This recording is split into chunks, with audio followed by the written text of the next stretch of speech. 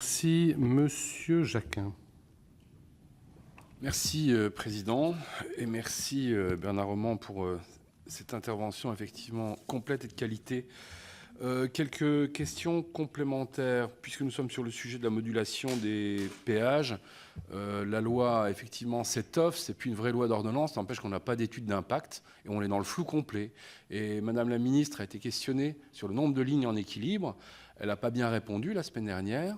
J'ai en tête que les chiffres qu'a annoncé le président Moret, qui n'ont pas été démentis, de dire qu'à peu près une ligne sur deux était en équilibre et qu'après régulation par cette nouvelle méthode de modulation, il y aurait une ligne sur 6 qui serait en grande difficulté. Sauf que je n'arrive pas à savoir d'où viennent ces chiffres. Alors peut-être que le président Moret nous dira où il les a entendus, parce que tant réseau que mobilité, ils ne savent pas trop. Enfin, oui, bon, enfin voilà quoi.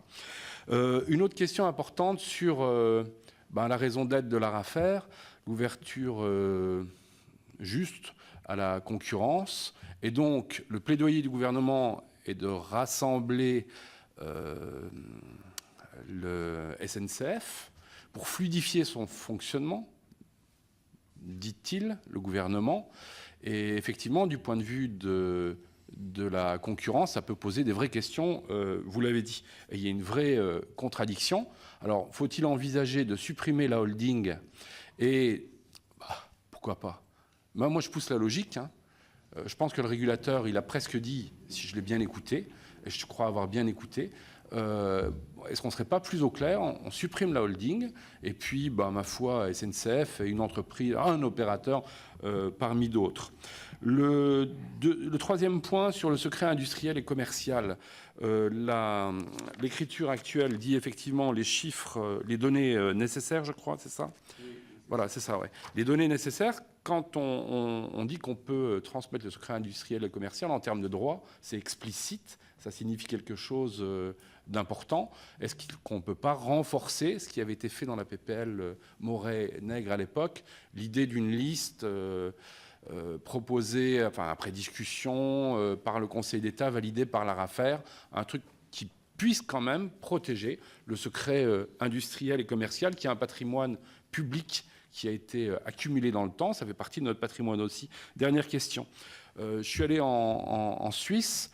Je vous invite à le faire parce qu'on est sur un modèle qui est tout petit, certes, mais qui est exceptionnel.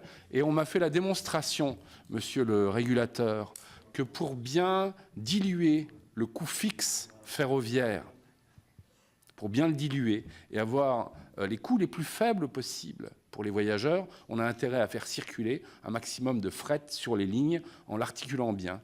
Et ce débat est absent ici. Et j'ai même l'impression que là, on a jeté l'éponge sur le fret. Voilà, j'en reste là pour ne pas bloquer le temps de parole. Merci, Monsieur Jacquin. Pour répondre à votre question sur l'origine des chiffres que j'ai cités l'autre jour, c'est normal que la ministre ne m'ait pas démenti, parce que ce sont des sources gouvernementales. Voilà.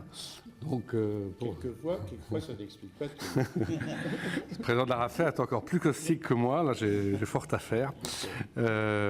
Voilà. Et sur le fait qu'il n'y ait pas d'étude d'impact, il n'y a pas non plus l'avis du Conseil d'État. C'est des conséquences de cette procédure législative pour le moins inhabituelle ou étrange, selon votre expression.